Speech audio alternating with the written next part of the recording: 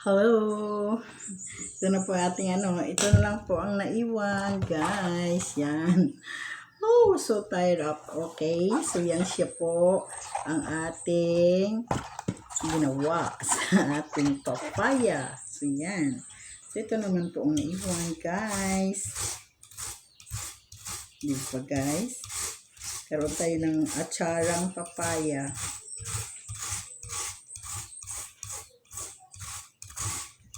Yan. Diba? Ayan. So, yummy ah. Yummy, yummy.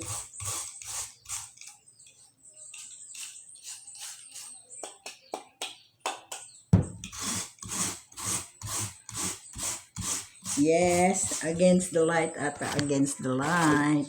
It's against the light. So, yan. Dito po tayo sa kitchen. Dito po tayo sa kitchen.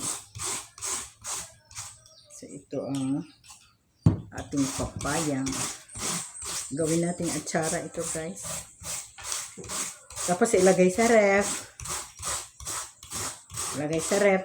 Alam mo yun, nung umuwi ako one time dito, alam mo kasi ang atsara kasi vinegar ang gamit. So, kaya ma-preserve mo talaga. Ma-preserve siya kahit ilang buwan pa, hindi siya maano. Basta naka-ano lang siya. Hindi lang siya mabasa, matuluan ng water. So, that's why, ma-preserve mo talaga siya. Nagdala ako doon sa amin. Doon ka na siya, doon ko na timpla sa amin. Nakaganito na. So, preserve, matagal maubos. Hindi ka na bibili pang pagana sa kain po. Diba? Ito kasi itong seeds nito before, nabili ko po sa online.